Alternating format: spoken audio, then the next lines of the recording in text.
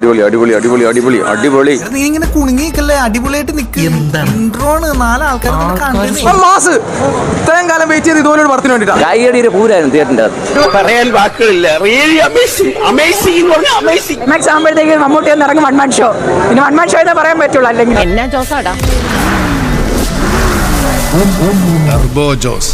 Especially ഇതിലെ second ഹാഫിലെ fight sequence chase കിട്ടു. എനിക്കൊന്നും തലയിലോട്ട് കയറാത്തോണ്ട് ചോദിക്കുക, നിങ്ങൾ എല്ലാവരും കൂടെ എന്നാ പൊല്ലാപ്പ ഉണ്ടാക്കി വെച്ചിരിക്കുന്നത്? മാസാണ് മമ്മൂക്ക, ഒരു രക്ഷയില്ല. ഇങ്ങനെ നടന്നിട്ട് വരുമ്പോ തിയേറ്ററിൽ എന്തൊരു വിഷയം മമ്മൂട്ടി 1 man ഷോ വിഷയം. സെക്കൻഡ് ഹാഫിന്റെ ഒരു പേസിംഗ് ഉണ്ടല്ലോ, അത് ആ കട്ട് ചെയ്തിരിക്കുന്നത് എഡിറ്റ് ചെയ്തിരിക്കുന്നതിനൊക്കെ നമിക്കണം. 22 വയസ്സായ ഒരു യൂത്തിന്റെ പെർഫോമൻസ്, ഡെഡിക്കേറ്റഡ് പെർഫോമൻസ്. അറിയാവോ, പറഞ്ഞു കൊടുക്ക് സാറേ ഒന്ന്. ഫൈറ്റ് എന്നൊക്കെ പറഞ്ഞ ഈ കാലത്തിലെ 100 വർഷം പയ്യന്മാരോട് ചെയ്യാത്ത ഫൈറ്റിംഗ്. Fist fight. ശ്രീനി, സ്ത്രീകളും കുട്ടികളെ മാറ്റി നിർത്തി. രക്തം കണ്ട ചില സ്ത്രീകൾക്ക് തലകറങ്ങും.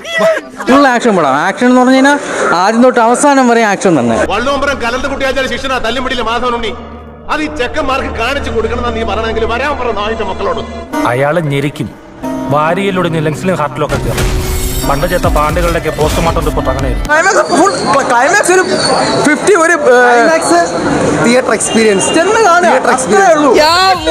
ഞാൻ കൈയടിച്ചിട്ട് ആളെ ചത്ത്. നമ്മള് 72 വയസ്സൊന്നും തോന്നൂല. ഇപ്പോഴും ആ 30 വയസ്സുകാരന്റെ ആ ഒരു ബെസ്റ്റാണ് നമുക്ക് തോന്നുന്നില്ല അത് കാണുമ്പോൾ. കേട്ടില്ലേ, നാട്ടിലിപ്പോ ഇതേ ഉള്ളൂ സംസാരം.